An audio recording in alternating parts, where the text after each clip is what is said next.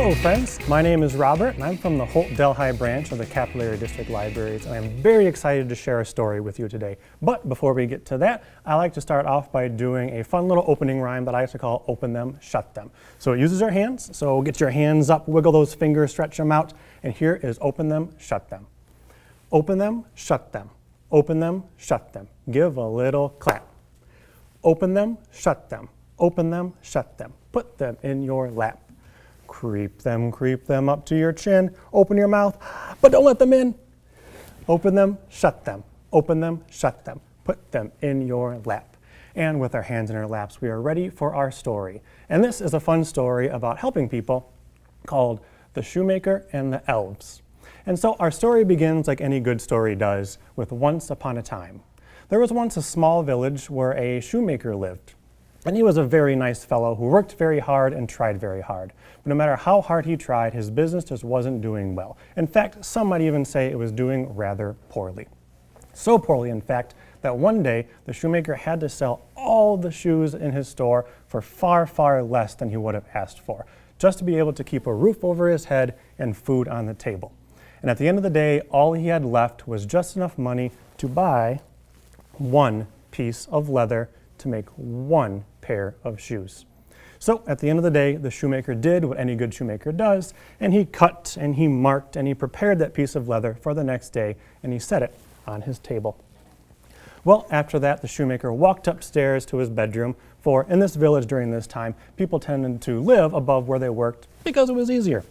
So as the shoemaker was sitting in his bed, he was looking out the window and he gasped, for he saw streaking across the sky was a shooting star. And the shoemaker did what anyone does when they see a shooting star. He closed his eyes tight and he made a wish, and he wished for things to get better. So with that thought in his head, the shoemaker laid back down on his pillow and fell asleep. The next morning, as the sun shone through the window, the shoemaker woke up, got ready for the day, and trudged slowly down the stairs, for he was not looking forward to another hard day in his shop. And as he rounded the corner, the shoemaker gasped, for on his table was not the leather he had prepared before, but one pair of perfectly made shoes. Now the shoemaker ran over to the shoes and he picked them up and he looked at the tops and looked at the bottoms and the front and the back, and they were the most beautifully made shoes he had ever seen. Not a stitch was out of place. But the shoemaker was flummoxed, which is a funny word for shocked and surprised. And he sat down to think of where these shoes could have come from, and without thinking about it, he put the shoes in his window. Well, it just so happens that one of the villagers was walking by that window, saw the shoes and ran in. He said, "Shoemaker, I have to have these shoes. They're the best shoes I've ever seen." And he put some money down on the table, grabbed the shoes, and left. Now, looking back, the shoemaker realized that this was kind of a rude way to do business. But in the state of mind he was in, wondering where the shoes came from, and he was kind of taught not to ask too many questions when people want to give you money, the shoemaker didn't think too much of it.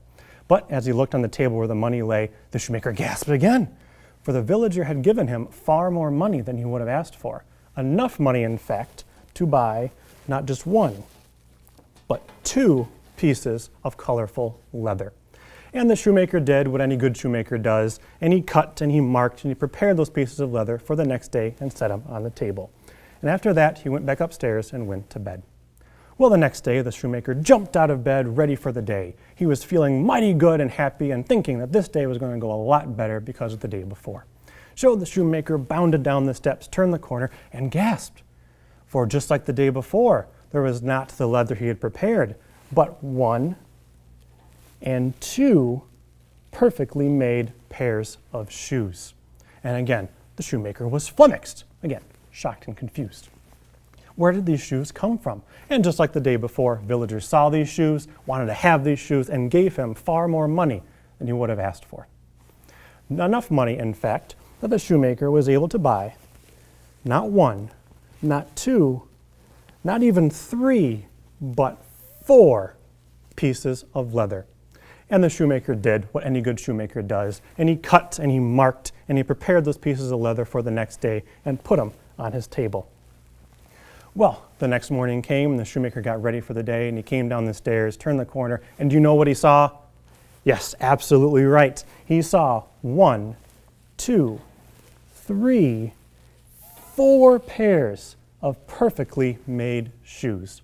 Now this went on for a few more days, where the shoemaker would get up and find more shoes sitting on his table.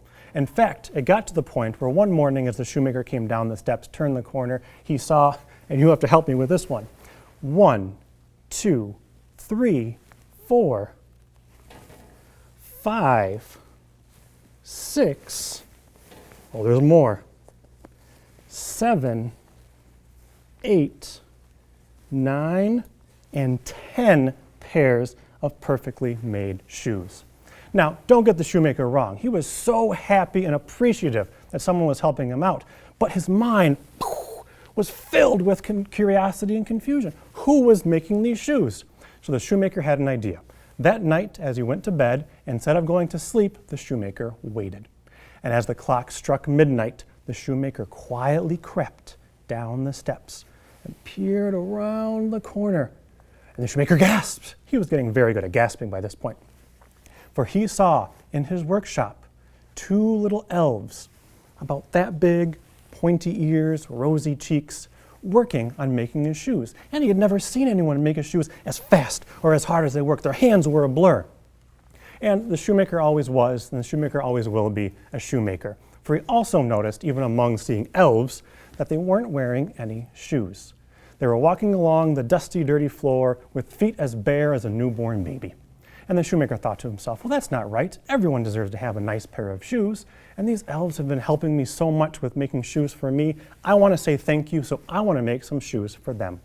So the next day when the shoemaker got up, he went down in his workshop and he spent all day working very carefully and making 2 tiny, perfect pairs of shoes. He wanted them to be just as good as the elves had made for him. And so that night he set them on the table, and again, he didn't go to sleep. He waited. When the clock struck midnight, the shoemaker crept downstairs quietly again, peered around the corner, and watched as the elves came upon the shoes for them. They put them on and they fit their feet perfectly, and grins grew on their faces and their eyes opened wide with delight, for no one had ever made them shoes before, and they were so wonderful. And the elves danced around the workshop and they sang joyously and they clapped their hands and they danced their way outside of the shoemaker's shop. And the shoemaker was filled with so much happiness for being able to help them the way that they helped him. And incidentally, the shoemaker did not actually see these elves ever again, but that is okay. For the elves have given the shoemaker so much inspiration and filled him with so much confidence that his shoe business continued to be a huge success, and the shoemaker lived happily ever after. And that is the end of the tale of the elves and the shoemaker. And now, friends, I hope that after hearing that story, you are inspired to help people around you. So what I'd like you to do is sometime today, go up to your grown-up and ask them, how can I help you? Just like the elves helped the shoemaker and the shoemaker helped the elves. And maybe you won't be able to make them a pair of shoes, but I think you can find a special way to help them in order to say thank you. All right, everyone. Thank you for enjoying my story. I hope you did, and thank you for stopping by. We'll see you later. Bye-bye.